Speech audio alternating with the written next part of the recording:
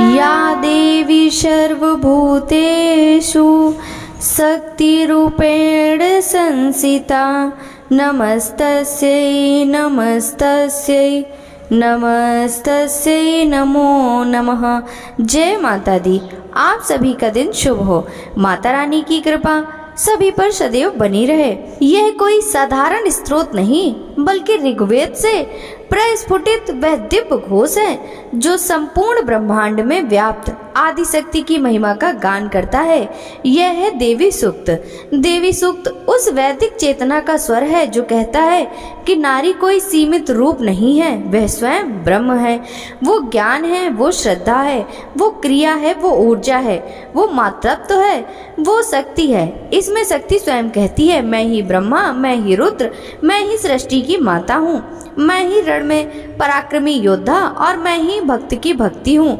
देवी सूक्त में ऋषि ने उस एक ही शक्ति को हर जीव, हर कर्म और हर तत्व में व्याप्त देखा है, जो भूख में अन्न बनकर आती है, शांति में ध्यान बनकर और युद्ध में पराक्रम बनकर। देवी सूक्त केवल देवी की स्तुति नहीं बल्कि आत्मबोध का उद्घोष है जो यह बताता है कि शक्ति कोई बाहर नहीं बल्कि हमारे भीतर ही विद्यमान है। इसलिए आइए अब मन, वाणी और आत्मा से एकाग्र होकर देवी के इस चिरंतन वैदिक स्तुति का पाठ करें, जहाँ न केवल हम देवी को स्मरण करते हैं बल्कि उन्हें अपने भीतर भी अनुभव करते हैं। अब हम सभी श्रद्धा और भक्ति भाव से सुनते हैं दिव्य और शक्तिशाली देवी सूक्त। जय माता दी। देवी और महादेवी को हमारा नमस्कार है। शिवा को सदैव नमस्कार है। प्रकृति और भद्रा देवी को नमस्कार है। नियम पूर्वक हम लोग जगत माता को नमस्कार करते हैं। रौद्र रूप स्वरूपा, नित्य गौरी धात्री, ज्योत्सना, इंद्र रूपिणी और परमानंदमय देवी को निरंतर नमस्कार है। कल्याण करने वाली, वृद्धि और सिद्धि देने वाली भगवती को नमस्कार है। नैरति राक्षसों की लक्ष्मी देवी को नमस्कार है। राजाओं के यहाँ राज लक्ष्मी के रूप में निवास करने वाली तथा शेरवाणी देवी को बार बार नमस्कार है। दुर्गा, दुर्गपारा, संसार सागर से पार करने वाली, सारा सबकी सारभूता, सर्वकारिणी, ख्याति विख्यात रूपिणी, कृष्णा और धूमरा देवी को सदा नमस्कार है। जो अति सौम्य तथा रौद्र रूपा है, उस भगवती को नमस्कार है। जगत प्रतिष्ठा और कृति स्वरूपा भगवती को बार बार नमस्कार है। जो देवी सब प्राणियों में विष्णु माया के नाम से कही जाती है, उसको नमस्कार है। जो देवी सब प्राणियों में चेतना कही जाती है, उसको बारंबार नमस्कार है। जो देवी सब प्राणियों में बुद्धि रूप से स्थित है, उसको नमस्कार है, उनको नमस्कार है, उनको नमस्कार है। जो देवी सब प्राणियों में बुद्धि रूप से स्थित है, जो देवी सब प्राणियों में निद्रा रूप में स्थित है, जो देवी सभी प्राणियों में शुद्ध रूप से स्थित है, जो देवी सब प्राणियों में छाया रूप से स्थित है, जो देवी सब प्राणियों में शांति क्षमा रूप से स्थित है, जो देवी सब प्राणियों में तृष्णा रूप से स्थित है, जो देवी सब प्राणियों में शांति रूप से स्थित है, उसको नमस्कार है, उनको नमस्कार है, उनको नमस्कार है। जो देवी सब प्राणियों में जाति रूप से स्थित है, जो देवी सब प्राणियों में लज्जा रूप से स्थित है, जो देवी सब प्राणियों में श्रद्धा रूप से स्थित है, जो देवी सब प्राणियों में कांति रूप से स्थित है, जो देवी सब प्राणियों में लक्ष्मी रूप में स्थित है, जो देवी सब प्राणियों में वृत्ति रूप में स्थित है, जो देवी सब प्राणियों में स्मृति रूप में स्थित है, जो देवी सब प्राणियों में दया रूप से स्थित है, जो देवी सब प्राणियों में तुष्टि रूप से स्थित है, जो देवी सब प्राणियों में माता रूप में स्थित है, जो देवी सब प्राणियों में भ्रांति रूप से स्थित है, उनको नमस्कार है, उनको नमस्कार है, उनको नमस्कार है, उनको बारंबार नमस्कार है। जो देवी सब इंद्रियों की और संसार भर के प्राणियों की अधिष्ठात्री हैं और सब प्राणियों में निरंतर व्याप्त हैं, उनको नमस्कार है, उनको नमस्कार है, उनको बारंबार नमस्कार है। जो देवी संपूर्ण संसार में चैतन्य रूप से व्याप्त होकर स्थित हैं, उनको नमस्कार है, उनको नमस्कार है, उनको बारंबार नमस्कार है। पूर्व समय में अपने अभीष्ट फल को पाने के लिए सभी देवताओं ने जिनकी स्तुति की थी, देवेंद्र ने बहुत दिनों तक जिनकी सेवा की थी, वह सभी मंगलों की कारणभूता ईश्वरी हमारा कल्याण तथा हमारा मंगल करें और सभी आपत्तियों का नाश करें। प्रबल दैत्यों से कष्ट पाकर हम लोग जिनको प्रणाम करते हैं, जो भक्ति भाव से विनम्र पुरुषों द्वारा स्मरण करने पर तत्काल ही सभी विपत्तियों का नाश कर देती हैं, वे कल्याणकारिणी भगवती हमारी विपत्तियों को दूर करें। देवी सूक्तम समाप्त। अथ प्रधानिक रहस्यम। इस सप्तशती के इन तीनों रहस्यों प्रधानिक, वैकृतिक व मूर्ति के नारायण ऋषि, अनुष्टुप छंद तथा महाकाली, महालक्ष्मी एवं महासरस्वती देवता हैं। शास्त्रोक्त फल प्राप्त करने के लिए जप में इनका विनियोग होता है। राजा बोले, भगवान आपने देवी चंडिका के अवतारों की कथा मुझे सुनाई। ब्राह्मण, अब इन अवतारों की प्रधान प्रकृति के विषय में बतलाइए। द्विश्रेष्ठ, मुझे देवी के जिस स्वरूप की और जिस विधि से आराधना करनी चाहिए वह स्वरूप और विधि यथार्थ रूप से कहिए। ऋषि ने कहा, राजन, यह रहस्य परम गोपनीय है, यह किसी के कहे जाने योग्य नहीं है, किंतु तुम मेरे भक्त हो इसलिए तुमसे न कहा जा सके ऐसे मेरे पास कुछ भी नहीं है। सत, रज, तम इन तीन गुणों वाली परमेश्वरी महालक्ष्मी सबका आदि कारण है। वे ही दृश्य और अदृश्य रूप में संपूर्ण जगत में व्याप्त हैं। राजन, वे अपनी चार भुजाओं से बिजौरे का फल, गदा, ढाल एवं पान पात्र और सिर का नाग, लिंग तथा योनि को धारण करती हैं। तपाए हुए सुवर्ण की भांति उनका तेज है और तपाए हुए सुवर्ण ही उनके आभूषण हैं। उन्होंने अपने तेज से इस शून्य जगत को परिपूर्ण किया है। परमेश्वरी महालक्ष्मी ने इस संपूर्ण विश्व को शून्य देखकर केवल तमोगुण रूप से एक अन्य श्रेष्ठ रूप धारण किया। वह रूप एक ऐसी नारी के रूप में प्रकट हुआ जिसके शरीर की कांति निखरे हुए काजल की तरह काले रंग की थी। उसका सुंदर मुख दाढ़ों से शोभायमान था, नेत्र बड़े बड़े और कमर पतली थी। उसकी चारों भुजाओं में ढाल, तलवार, प्याले और कटे हुए सिर शोभायमान थे। उनके वक्ष स्थल पर धड़की तथा मस्तक पर मुंडों की माला धारण कर रखी थी। इस प्रकार प्रकट हुई नारियों में श्रेष्ठ तामसी देवी ने महालक्ष्मी से कहा, माता आपको नमस्कार है, आप मुझे मेरा नाम और कर्म बताइए। तब महालक्ष्मी ने नारियों में श्रेष्ठ उस तामसी देवी से कहा, मैं तुम्हें नाम प्रदान करती हूँ और तुम्हारे कर्म भी बतलाती हूँ। महामाया, महाकाली, महामारी, क्षुधा, तृषा, निद्रा, तृष्णा, एक वीरा, काल रात्रि और दुर्तया ये तुम्हारे नाम हैं, जो तुम्हारे कर्मों के द्वारा लोक में चरितार्थ होंगे। इन नामों के द्वारा तुम्हारे कर्मों को जानकर उनके पाठ करता है वह सुख पाता है। राजन, महाकाली से यह कहकर महालक्ष्मी ने अत्यंत शुद्ध सत्व गुण से दूसरा स्वरूप धारण किया, जो चंद्रमा के समान गौर वर्ण वाला था। वह उत्तम नारी अपने हाथों में अक्षमाला, अंकुश, वीणा और पुस्तक धारण किए हुए थी।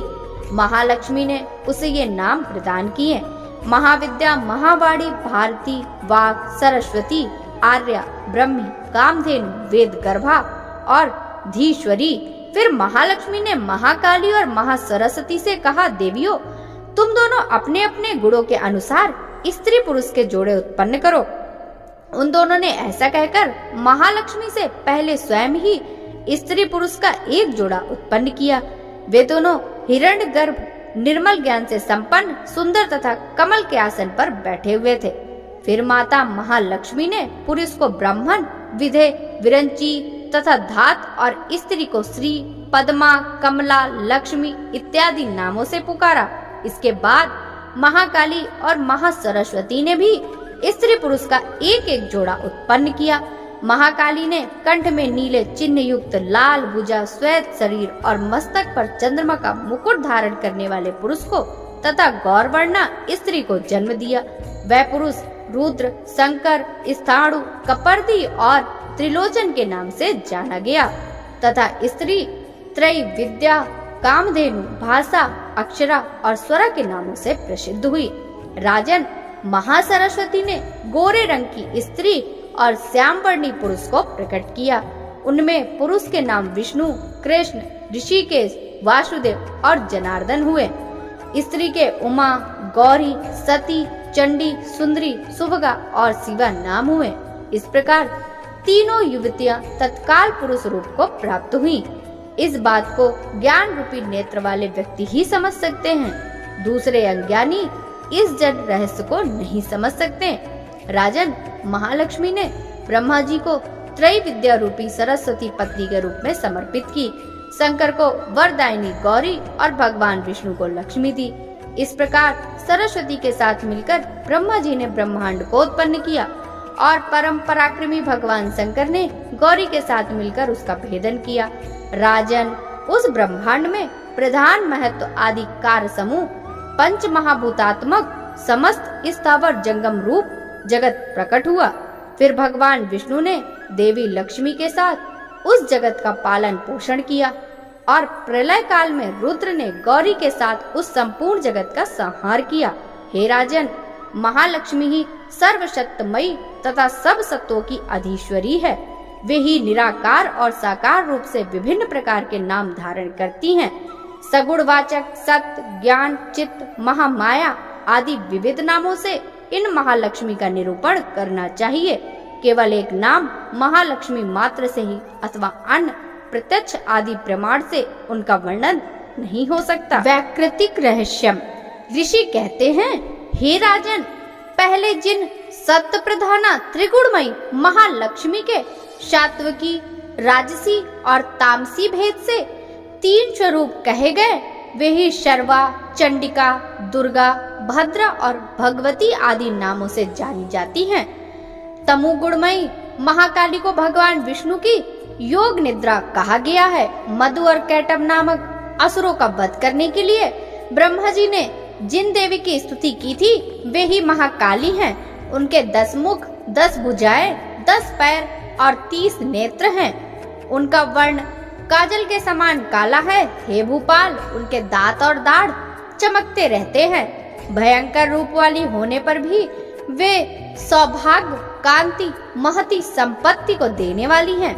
वे अपने हाथों में खड़ग, बाण, गदा, शूल, चक्र, शंख, भुसुंडी, परिघ, धनुष तथा कटा हुआ सिर जिससे रक्त टपकता रहता है धारण करती हैं।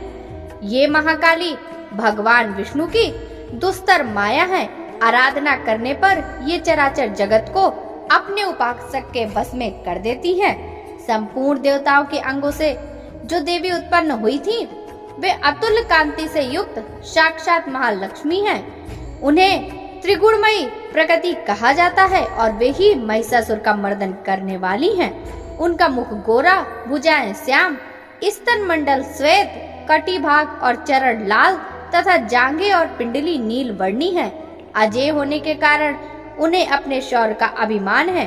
कटी के आगे का भाग बहुरंगे वस्त्र से आच्छादित है, साथ ही अत्यंत सुंदर एवं विचित्र प्रतीत होता है। उनकी माला, वस्त्र, आभूषण तथा अंग राग सभी विचित्र हैं। वे कांति रूप और सौभाग्य से सुशोभित है। उनकी हजारों भुजाएं हैं, पर उन्हें 18 भुजा वाली मानकर उसकी पूजा करनी चाहिए। उनके दाहिनी ओर के निचले हाथों से लेकर बाईं ओर के निचले हाथों तक में क्रमशः ये अस्त्र हैं: अक्षमाला, कमल, बाण, खड़ग, वज्र, गदा, चक्र, त्रिशूल, परशु, शंख, घंटा, गारा, शक्ति, दंड, ढाल, धनुष, पानपात और कमंडलू। ये आयुध उनकी भुजाओं से सुशोभित हैं। वे कमल पर विराजमान हैं, सर्वदेवी मई हैं तथा सर्वेश्वरी हैं। हे राजन, जो इन महालक्ष्मी देवी का पूजन करता है वह संपूर्ण लोकों तथा देवताओं का स्वामी होता है। जो एकमात्र सत्व गुण के आश्रित हो देवी पार्वती के शरीर से प्रकट हुई थी तथा उन्होंने शुंभ नामक असुर को मारा था, वे साक्षात सरस्वती कही गई। हे पृथ्वीपते, उनकी 8 भुजाएं हैं तथा वे अपने हाथों से क्रमशः बाण, मूसल, सूल, चक्र, शंख, घंटा, हल एवं धनुष धारण किए हुए हैं। हे सरस्वती देवी, जो निशुंभ का मर्दन तथा शुंभ का संहार करने वाली हैं, भक्ति पूर्वक पूजा किए जाने पर सर्वज्ञता प्रदान करती हैं। हे राजन, इस प्रकार तुम्हें महाकाली आदि तीनों मूर्तियों के स्वरूप बतलाएं। अब जगन माता लक्ष्मी और इन महाकाली आदि तीनों मूर्तियों की अलग अलग उपासना सुनो। जब महालक्ष्मी की पूजा करनी हो तब उन्हें मध्य में स्थापित करके उनके दाएं भाग में महाकाली और बाएं भाग में महासरस्वती का पूजन करना चाहिए। पृष्ठ भाग में तीनों युगल देवताओं को पूजा करनी चाहिए। महालक्ष्मी के ठीक पीछे मध्य भाग में सरस्वती के साथ ब्रह्मा का पूजन करना चाहिए। उनके दाहिनी ओर गौरी के साथ रुद्र की तथा बाईं ओर लक्ष्मी सहित विष्णु का पूजन करना चाहिए। महालक्ष्मी आदि 3 देवियों के सामने इन 3 देवियों की भी पूजा करें। मध्यस्थ महालक्ष्मी के आगे मध्य भाग में 18 भुजा वाली महालक्ष्मी, उनके बाईं ओर 10 मुखों वाली महाकाली तथा दाईं ओर 8 भुजा वाली महासरस्वती का पूजन करना चाहिए। हे राजन, जब केवल 18 भुजा वाली महालक्ष्मी या 10 मुख वाली काली अथवा 8 भुजा वाली सरस्वती का पूजन करना हो तो समस्त अरिष्टों की शांति के लिए इनके दाहिनी ओर काल की और बाईं ओर मृत्यु की भी भली भांति पूजा करनी चाहिए। यदि शुंभासुर को समाप्त करने वाली अष्टभुजा देवी की पूजा करना हो तो इनके साथ ही 9 शक्तियाँ ब्राह्मी, महेश्वरी, कौमारी, वैष्णवी, वराही, नारसिंगी, ऐन्द्री, शिवदूती तथा चामुंडा ये 9 शक्तियाँ हैं। और दाईं ओर रुद्र एवं बाईं ओर गणेश जी का भी पूजन करना चाहिए। नमो दैव्य इस स्त्रोत से महालक्ष्मी की स्तुति करनी चाहिए। देवी के तीनों अवतारों की पूजा के समय उनके चरित्रों में जो स्त्रोत और मंत्र आए हैं उन्हीं का उपयोग करना चाहिए। 18 भुजाओं वाली महिषासुर मर्दिनी महालक्ष्मी ही मुख्यतः पूजनीय हैं, क्योंकि वे ही महालक्ष्मी, महाकाली तथा महासरस्वती हैं। वे ही पुण्य पापों की अधीश्वरी तथा सभी लोगों की महेश्वरी हैं। जो महिषासुर का अंत करने वाली महालक्ष्मी की भक्ति पूर्वक आराधना करता है वही संसार का स्वामी होता है। अतः जगत को धारण करने वाली भक्त वत्सला भगवती चंडिका की पूजा अवश्य करनी चाहिए। अर्घ्य आदि से, आभूषणों से, गंध, पुष्प, अक्षत, धूप, दीप तथा नाना प्रकार के खाद्य पदार्थों से युक्त नैवेद्यों से, रक्त सिंचित बलि से, मां से और मदिरा से भी देवी का पूजन होता है। हे राजन, बलि और मांस मदिरा से की जाने वाली पूजा ब्राह्मणों को छोड़कर बताई गई है, अर्थात ब्राह्मणों के लिए कहीं भी मांस और मदिरा से पूजा का विधान नहीं है। प्रणाम आचमन के लिए जल, सुगंधित चंदन, कपूर तथा तांबूल आदि सामग्रियों को भक्ति भाव से निवेदन करके देवी का पूजन करना चाहिए। देवी के सामने बाएं भाग में कटे सिर वाले महादैत्य महिषासुर का पूजन करना चाहिए, जिसने भगवती के साथ युद्ध द्वारा मोक्ष प्राप्त किया। इसी प्रकार देवी के सामने दाएं भाग में संपूर्ण धर्म के प्रतीक एवं षड्विध ऐश्वर्य से युक्त उनके वाहन सिंह का पूजन करना चाहिए। उसी ने इस चराचर जगत को धारण कर रखा है। इसके बाद बुद्धिमान पुरुष को एकाग्र चित्र हो देवी की स्तुति करनी चाहिए। फिर हाथ जोड़कर तीनों पूर्वोक्त चरित्र द्वारा भगवती की स्तुति करनी चाहिए। यदि कोई व्यक्ति एक ही चरित्र से स्तुति करना चाहे तो केवल मध्यम चरित्र के पाठ से करे, लेकिन केवल प्रथम या उत्तर चरित्र का पाठ ना करे। आधे चरित्र का पाठ करना भी मना है। आधा चरित्र का पाठ करता है उसका पाठ सफल नहीं होता। पाठ समाप्त होने के बाद साधक प्रदक्षिणा और नमस्कार कर तथा आलस्य त्याग कर जगदम्बा का आशीर्वाद लेने के लिए मस्तक पर हाथ जोड़े, उनके बारंबार त्रुटियों या अपराधों के लिए क्षमा प्रार्थना करे। सप्तशती के प्रत्येक मंत्र रूपी श्लोक से तिल और घृत मिली हुई खीर की आहुति दे, अथवा सप्तशती में आए स्त्रोतों के मंत्रों से चंडिका के लिए पवित्र हविष्य का हवन करे। होम के उपरांत एकाग्र चित्र होकर महालक्ष्मी देवी के नाम मंत्रों का उच्चारण करते हुए पुनः उनकी पूजा करें। फिर मन और इंद्रियों को वश में रखते हुए हाथ जोड़कर विनीत भाव से देवी को प्रणाम करें और अंतःकरण में स्थापित करके उन सर्वेश्वरी चंडिका देवी का देर तक ध्यान करें। ध्यान करते करते उन्हीं में तन्मय हो जाए। इसी प्रकार जो मनुष्य प्रतिदिन भक्ति पूर्वक परमेश्वरी का पूजन करता है वह मनवांछित सुखों को भोगकर अंत में देवी के लोक में जाता है। जो भक्त वत्सला चंडी की प्रतिदिन पूजा नहीं करता, देवी परमेश्वरी उसके पुण्यों को जलाकर भस्म कर देती हैं। इसलिए हे राजन, तुम सर्वलोक महेश्वरी चंडिका का शास्त्रोक्त विधि से पूजन करो, उसमें ही तुम्हें सुख मिलेगा। मूर्ति रहस्यम। ऋषि कहते हैं, हे राजन, भगवती नंदा जो नंद से उत्पन्न होने वाली हैं, वे भक्ति पूर्वक स्तुति और पूजा करने पर तीनों लोकों को उपासक के अधीन कर देती हैं। उनके श्री अंगों की कांति सुवर्ण के समान उत्तम है। वे सुनहरे रंग के सुंदर वस्त्र धारण करती हैं। उनकी आभा सुवर्ण के समान उत्तम है।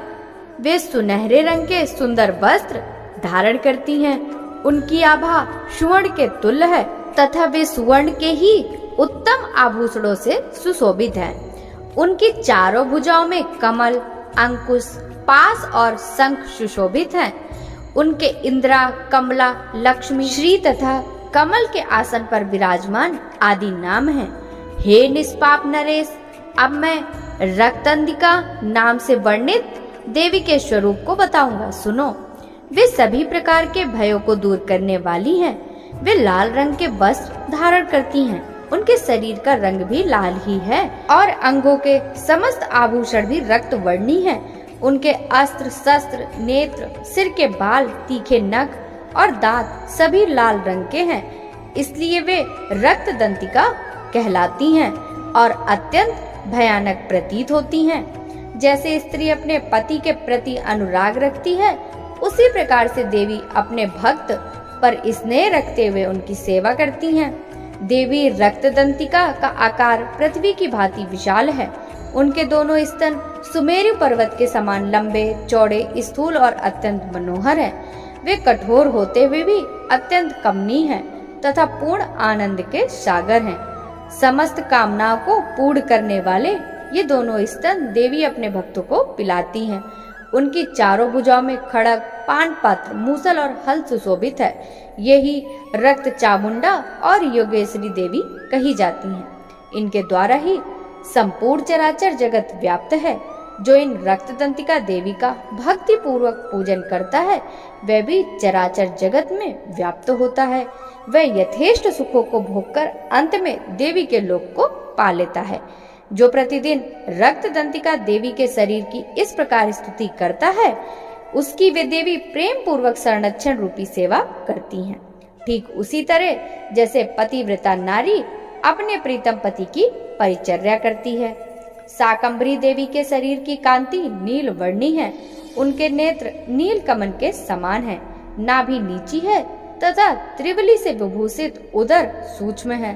उनके दोनों स्तन अत्यंत कठोर, सब ओर से बराबर, ऊंचे, गोल, स्थूल और परस्पर सटे हुए हैं।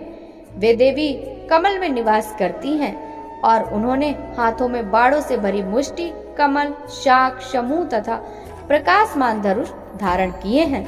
वे शाख समूह मनोवांछित अनंत रसों से पूर्ण तथा क्षुधा, तृषा और मृत्यु के भयों का नाशक पुष्प, पल्लव, मूल आदि फलों से संपन्न है। उनको ही शाकंभरी, शताक्षी तथा दुर्गा कहा गया है। वे शोक से रहित, दुष्टों का दमन करने वाली तथा पाप और विपत्ति का नाश करने वाली हैं। वे ही उमा, गौरी, सती, चंडी, कालिका और पार्वती हैं। जो मनुष्य शाकंभरी देवी की स्तुति, ध्यान, जप, पूजा और वंदना करता है, वह शीघ्र ही अन्न, पानीय, अमृत रूपी अक्षय फल पाता है। भीमा देवी भी नील वर्णी है। उनकी दाढ़ें और दांत चमकते रहते हैं। उनके नेत्र विशाल हैं। स्वरूप स्त्री का है। स्तन गोल गोल और स्थूल हैं। उनके हाथों में चंद्रहास नामक खड़ग, डमरू, मस्तक और पानपात सुशोभित है। वे ही एक वीरा, कालरात्रि तथा कामदा नामों से प्रशंसित होती हैं। भ्रामरी देवी की कांति विचित्र रंग की है। वे अपने तेजो मंडल के कारण दुर्धर्ष दिखाई देती हैं। उनका अंगराग भी अनेक रंग का है तथा वे चित्र विचित्र आभूषणों से सुशोभित है। चित्र भ्रमण पाणी और महामारी आदि नामों से उनका यशगान किया जाता है। हे राजन, इस प्रकार जगन माता चंडिका देवी की ये मूर्तियां बतलाई गई हैं, जो आराधना करने पर कामधेनु के समान समस्त कामनाओं को पूर्ण करती हैं। यह परम गोपनीय रहस्य है, इसे तुम अन्य किसी को बतलाना नहीं। दिव्य मूर्तियों का यह आख्यान मनोवांछित फल देने वाला है, इसलिए पूर्ण प्रयत्न करके तुम निरंतर देवी का जप करते रहो। सप्तसती के मंत्रों का पाठ करने मात्र से ही मनुष्य 7 जन्मों से उपार्जित ब्रह्म हत्या जैसे घोर पापों एवं समस्त कल्मशों से भी मुक्त हो जाता है। इसलिए मैंने पूर्ण प्रयत्न करके देवी के गोपनीय से भी गोपनीय ध्यान का तुमसे वर्णन किया है, जो सभी प्रकार के मनोवांछित फल को देने वाला है। उनकी कृपा से तुम सर्वमान्य हो जाओगे। देवी सर्व रूपमयी तथा संपूर्ण जगत देवीमयी है, अतः मैं उन विश्व स्वरूपा परमेश्वरी को नमस्कार करता हूँ। सिद्ध कुंजिका स्तोत्रम। भगवान शिव जी बोले, हे देवी सुनो, मैं उत्तम कुंजिका स्तोत्र का वर्णन कर रहा हूँ, जिस मंत्र के प्रभाव से देवी दुर्गा का जाप सफल होता है। इसके बाद ही देवी कवच, अर्गला, कीलक स्तोत्र, रहस्य, सूक्त ध्यान, न्यास और अर्चन पूजन की भी आवश्यकता नहीं रहती। केवल कुंजिका स्तोत्र के पाठ से ही दुर्गा सप्तशती के पाठ का फल मिल जाता है। यह स्तोत्र अत्यंत गोपनीय और देवताओं को भी दुर्लभ है। हे पार्वती, इसे गुप्त ही रखना चाहिए, अर्थात अयोग्य पात्र पर प्रकट नहीं करना चाहिए। इसका पाठ करने मात्र से ही मारण, मोहन, वशीकरण, स्तंभन, उच्चाटन आदि कार्य सिद्ध हो जाते हैं। ओम ऐं ह्रीं क्लीं चामुंडाई विच्चै। ओम ग्लौम हूं क्लीं जूं सः। ज्वालय ज्वालय ज्वल ज्वल प्रज्वल। ऐं ह्रीं क्लीं चामुंडाय विच्चै।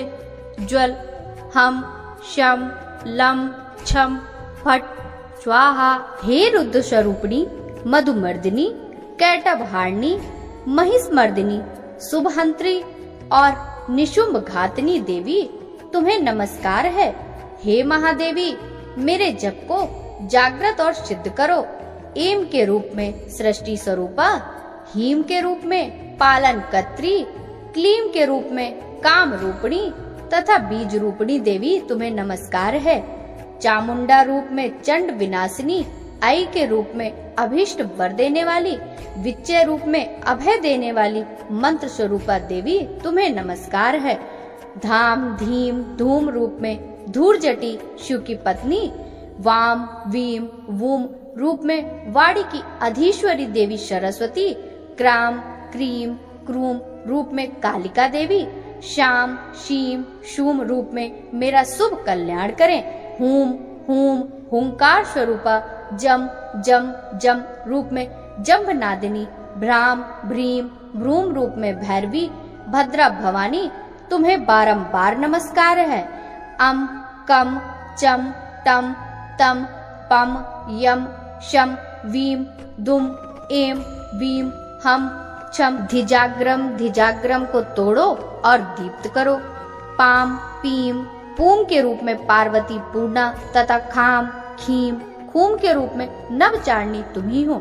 श्याम शीम शूम रूप वाली सप्तसती देवी के मंत्रों को मेरे लिए सिद्ध करो।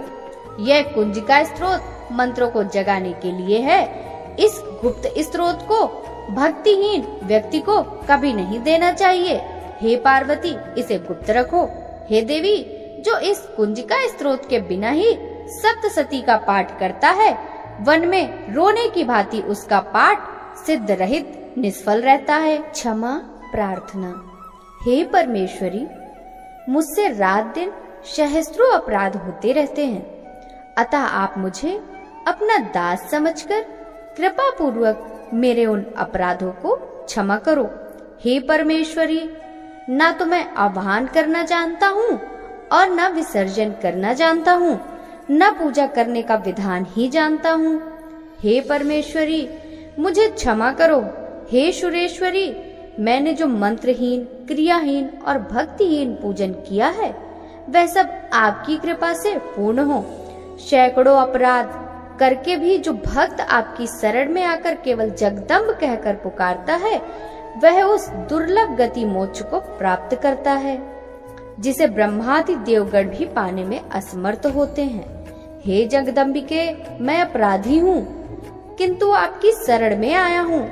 इस समय मैं दया का पात्र हूँ, तुम जो चाहे करो।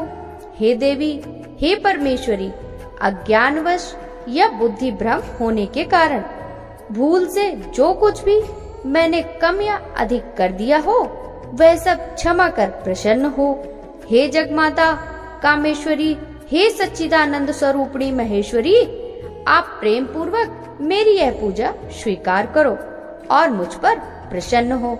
हे सुरेश्वरी, आप गोपनीय से भी गोपनीय वस्तु की रक्षा करने वाली हो।